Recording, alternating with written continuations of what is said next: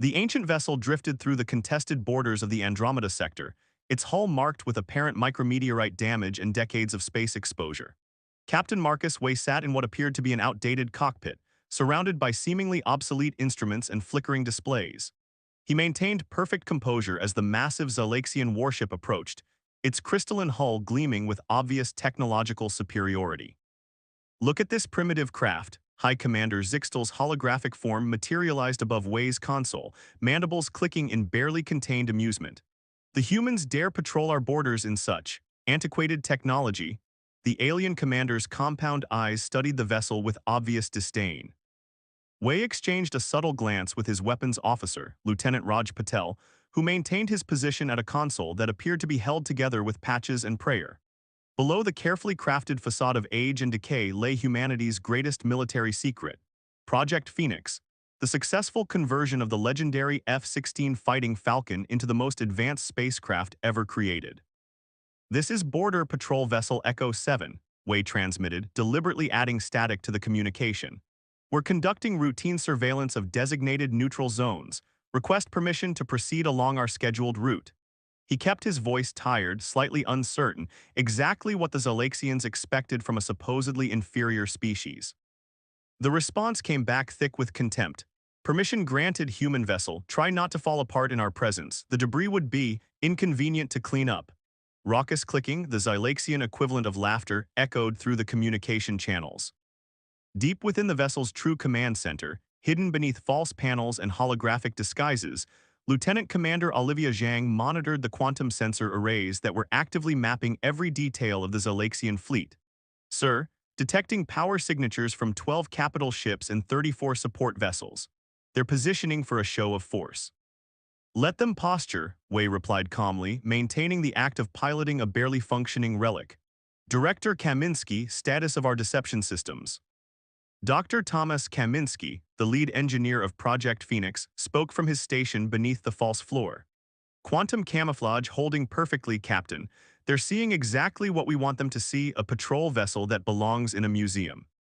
The true genius of Project Phoenix lay not just in its technological achievements, but in its comprehensive deception. Every aspect of the F-16 space conversion had been designed with misdirection in mind. The outer hull contained specialized materials that absorbed and reflected scanning beams in ways that mimicked old, deteriorating metals. The engine emissions were masked by systems that duplicated the signature of primitive fusion drives. High Commander Zixtal's hologram reappeared, this time with an air of predatory satisfaction.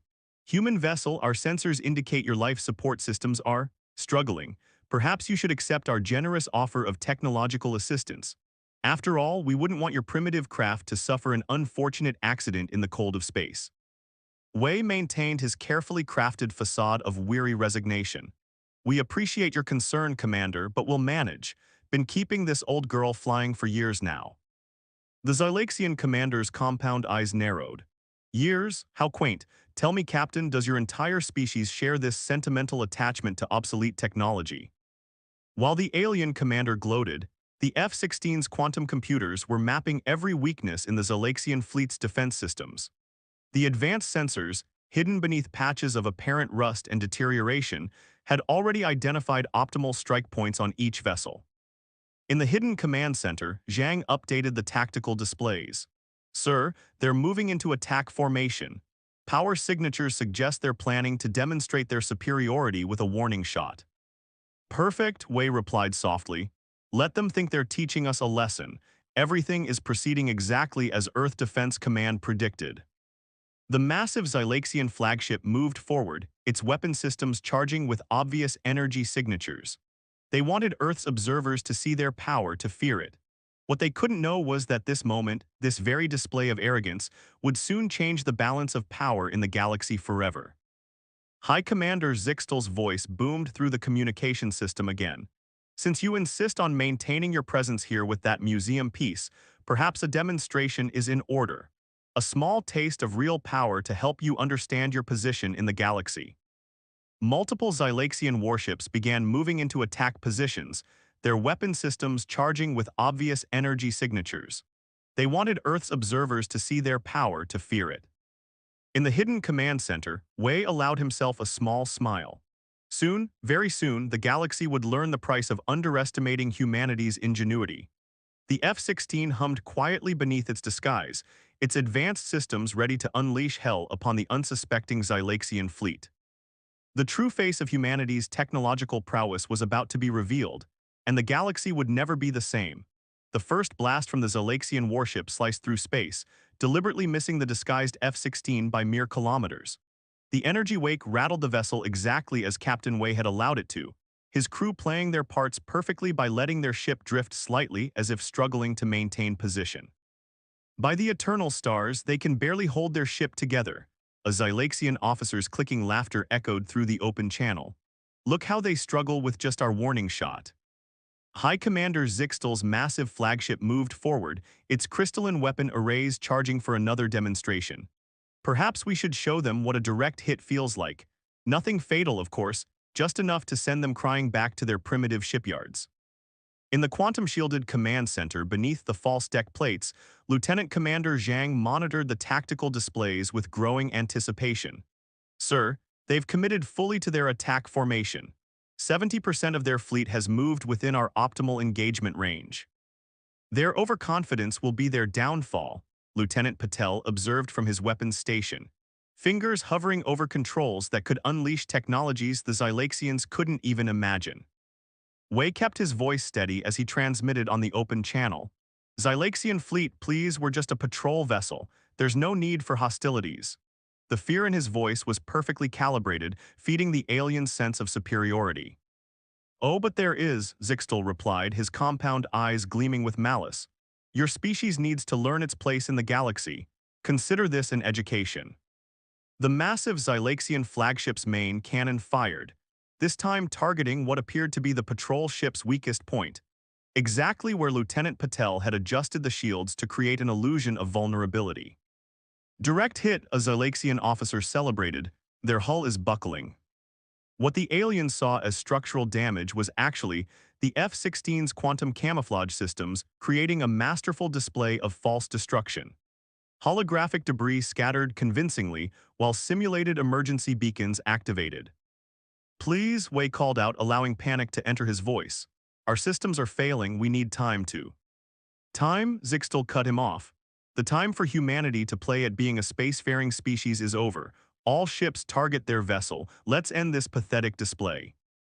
In the hidden Earth Defense Command Center beneath the Pacific Ocean, Director Himari Tanaka watched the tactical feeds with intense focus. Captain Wei, they're committed now. All Xylaxian ships are within our engagement envelope. You are authorized to execute Phoenix Protocol. Show them what that primitive ship can do. With pleasure, Director. Wei's voice changed instantly, all pretense of fear vanishing. Time to introduce the galaxy to the real F-16. He pressed a sequence of commands on what had appeared to be a malfunctioning console. Across the vessel's hull, the quantum camouflage began to shift. Patches of apparent rust and damage melted away, revealing gleaming advanced armor beneath. The seemingly broken sensor arrays transformed into state-of-the-art targeting systems. Most dramatically, the ship's very shape began to change, its true form emerging like a butterfly from a chrysalis. What is this deception? Zixtal demanded, his confidence cracking as he watched the transformation. This, Wei replied calmly, is an F-16 Fighting Falcon, Commander. Humanity's greatest fighter evolved for space warfare. You really should have done your homework about Earth's military history. The F-16's weapons ports opened, revealing arrays of technology that made the Xylaxian fleet's armaments look primitive by comparison. Quantum-lock targeting systems acquired multiple targets simultaneously, while the temporal displacement field expanded to its full combat radius. Impossible, Zixtal sputtered. Your species barely has spaceflight capability, this cannot. The F-16 moved with impossible speed, its antimatter engines unleashing their full power. The ship that had seemed barely able to maintain position now danced through space with lethal grace, its maneuverability exceeding anything the Xylaxians had ever encountered. Multiple targets locked, Captain, Patel reported, his fingers flying across his now-revealed weapons console. Quantum torpedoes armed and ready. Fire at will, Lieutenant, Wei commanded. Let's show them why you don't judge a book by its cover. The F-16 unleashed its first salvo. Quantum torpedoes phased through traditional energy shields as if they didn't exist, striking critical systems on three Xylaxian warships simultaneously. The alien vessel's advanced armor, designed to withstand conventional weapons, offered no protection against Earth's hidden technology. "All ships open fire," Zixtel screamed, panic evident in his voice. "Destroy that vessel immediately." But the F-16 was already moving, its predictive combat algorithms anticipating the Xylaxians' every move. The temporal displacement field showed way exactly where enemy fire would be, allowing him to maneuver through the barrage untouched. "This is impossible," Zixtel raged as another of his ships went dark. "You're nothing but a primitive species, your technology is decades behind ours." "That's where you're wrong, Commander," Wei replied, his F-16 executing a perfect attack run that disabled the Xylaxian flagship's main weapons. "We're not behind you at all. We just learned long ago that sometimes the best weapon is the one your enemy doesn't believe exists." As the remaining Xylaxian ships began to retreat in disarray, Wei allowed himself a small smile. The F-16 had just rewritten the galaxy's understanding of humanity's capabilities, and this was only the beginning. News of the battle spread through the galaxy like a quantum shockwave. In the prestigious halls of the Galactic Conclave on Proxima Station, species that had once dismissed humanity as primitive now watched the battle recordings with stunned silence. The footage of a single Earth vessel decimating a Xylaxian battle fleet played on endless repeat across every major communication network. "Impossible," whispered Grand Arbiter Nexvora of the Centaurian Alliance, her bioluminescent patterns flickering with anxiety. "Their ships. We saw their ships. Primitive fusion drives, basic shield technology." Ambassador Michael Chen, Earth's representative to the conclave, stood calmly before the assembled delegates. The decades of pretending to be technologically inferior were over, and humanity was ready to show its true face to the galaxy. "For too long," Chen addressed the conclave, "we've been underestimated, mocked, treated as children playing with toys we barely understood. The F-16 you saw in that footage, that's just the beginning." In the quantum-shielded briefing room aboard the Earth Defense Command flagship, Captain Wei and his crew reviewed the battle data alongside Director Tanaka. Holographic displays showed the rapid repositioning of alien fleets near Earth's borders, this time maintaining a careful, almost fearful distance. "The Xylaxians have withdrawn all forces from the sector," Lieutenant Commander Zhang reported. "Our intelligence suggests they're conducting a complete overhaul of their military doctrine. The idea that we successfully converted an atmospheric fighter into the most advanced spacecraft they've ever encountered has them questioning everything." Dr. Kaminsky brought up a secure hologram showing an even more advanced design. "The F-16 was just the prototype. Now that we don't have to hide our capabilities, we can proceed with full production of the entire fighter series. The F-22 space variant is already in final testing." The implications of humanity's revelation rippled through galactic society. Species that had hoarded advanced technology, believing themselves superior, now faced the possibility that humanity had surpassed them while playing the role of primitive newcomers. In a secure facility beneath the Atlantic Ocean, Lieutenant Patel trained the next generation of F-16 space combat pilots. The simulator room was filled with the best pilots Earth had to offer, each eager to master the spacecraft that had changed the galaxy's balance of power. "The key to the F-16's success," Patel explained to his students, "isn't just its advanced technology, it's the element of surprise. We took something our enemies thought they understood, a 20th century fighter jet, and evolved it into something that broke their understanding of what's possible."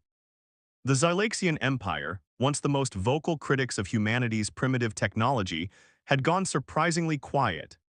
Intelligence reports suggested they were frantically examining every piece of human technology they'd previously dismissed, searching for other hidden capabilities. High Commander Zixtel, who had survived the historic battle that changed everything, now sat across from Ambassador Chen in a private meeting chamber. The once arrogant Xylaxian spoke with careful respect. "We've analyzed every second of that encounter," Zixtel admitted. "Your F-16, the way you adapted it for space combat, the integration of quantum technologies we didn't even know existed. How did we miss it?" Chen allowed himself a small smile. "You saw what you expected to see, Commander, an emerging species struggling with basic spaceflight.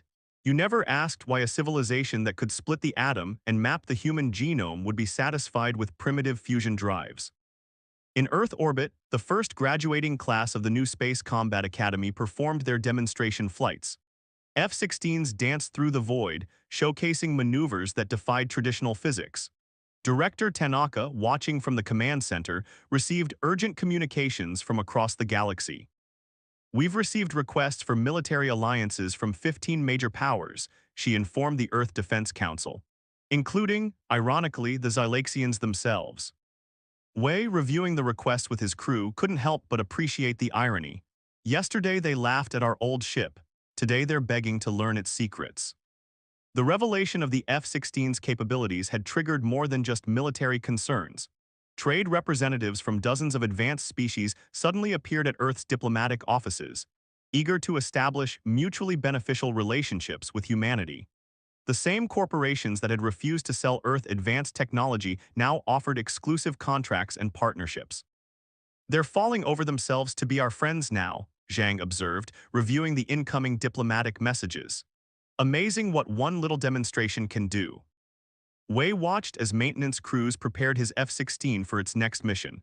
The ship's gleaming hull no longer needed to hide beneath false rust and damage. "It's not just the demonstration, Olivia.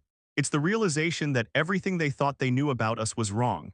They're terrified of what else we might be hiding." In orbit around Mars, a new shipyard decloaked, revealing production facilities that had been invisible to alien sensors for years. The sight of dozens of F-16 spacecraft in various stages of construction sent another wave of shock through the galactic community. Dr. Kaminsky's team had already begun work on the next phase of human innovation. "The F-16's revelation was perfectly timed," he told Director Tanaka.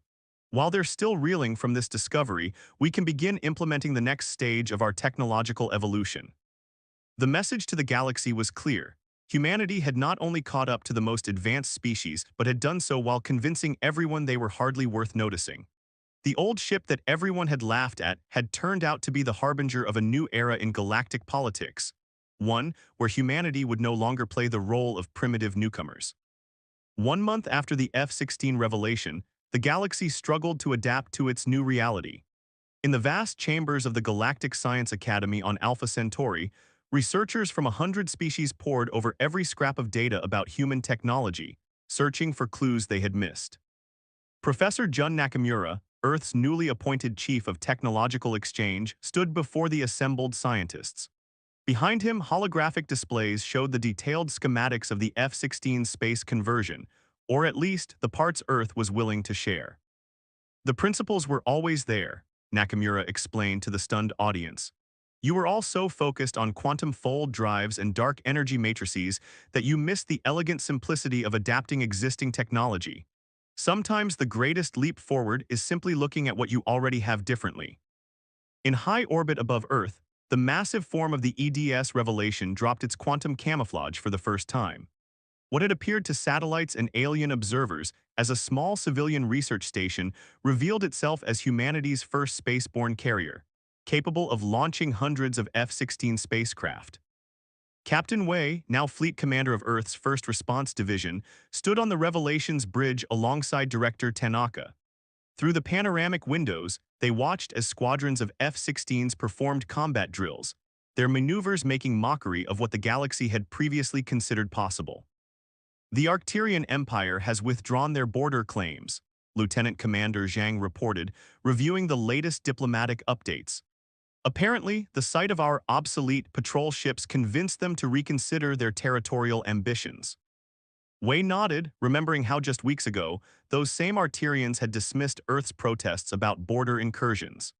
Amazing how quickly perspectives change when you realize the primitive species you've been pushing around has been holding back. In the depths of the Revelations engineering section, Dr. Kaminsky supervised the installation of new quantum matrices.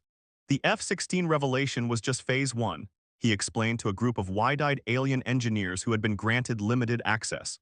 "We didn't just adapt one fighter jet for space combat, we reimagined humanity's entire military heritage." As if to emphasize his point, a massive shape decloaked near Jupiter's orbit. The alien observers gasped as they recognized the distinctive profile of a B-2 Spirit bomber, transformed into something that defied their understanding of aerospace engineering. "That's impossible," whispered Turek, the lead Proximan engineer. "The energy requirements alone for a craft that size to maintain stealth in space." "Impossible," Kaminsky smiled. "Like converting a 20th-century fighter jet into the most advanced spacecraft in the galaxy, perhaps it's time to reconsider what that word means." In the diplomatic quarter of New Geneva, Ambassador Chen met with representatives from 30 major galactic powers. The agenda: establishing new protocols for technological exchange and military cooperation. "Let us be clear," Chen addressed the assembled diplomats. "Earth is not interested in dominance or conquest. What we are interested in is respect. For too long, many of you dismissed us as primitive, denied us access to advanced technology, treated us as children playing at spaceflight." High Commander Zixtel, now serving as the Zylaxian diplomatic envoy, shifted uncomfortably in his seat. The memory of laughing at what he thought was an obsolete patrol ship still haunted him. "We understand now that we gravely underestimated humanity's capabilities," Zixtel admitted. "But surely you must understand our confusion. Your visible technology, your public infrastructure, was exactly what we wanted you to see," Chen finished. "While you were all focused on our seemingly primitive fusion drives, we were perfecting quantum phase technology. While you mocked our basic shield systems, we were developing temporal displacement fields. The question you should be asking isn't how we hid it, but what else we might be hiding." That question sent shockwaves through galactic society. Species that had considered themselves technologically superior now found themselves wondering if their own advancements were as impressive as they had believed. In the Revelations Tactical Center, Lieutenant Patel reviewed combat data with his pilot trainees. "The F-16 space conversion wasn't just about technology," he explained. "It was about psychology. We took something our potential enemies thought they understood completely, an obsolete atmospheric fighter, and turned it into their worst nightmare." The implications went beyond military applications. Earth's hidden quantum manufacturing facilities began accepting limited contracts from other species, producing technologies that boggled alien minds. Trade agreements that had once been dismissively offered to Earth were hastily renegotiated. "They're starting to understand," Director Tanaka observed during a staff meeting. "The F-16 wasn't just one hidden advancement. It was proof that humanity had been operating on a completely different level while letting them think we were struggling with basic space flight." Wei watched as another squadron of F-16s launched from the Revelations bays. Each ship now proudly displayed its true form, no longer needing the disguise of age and decay. "The galaxy's changing," he mused.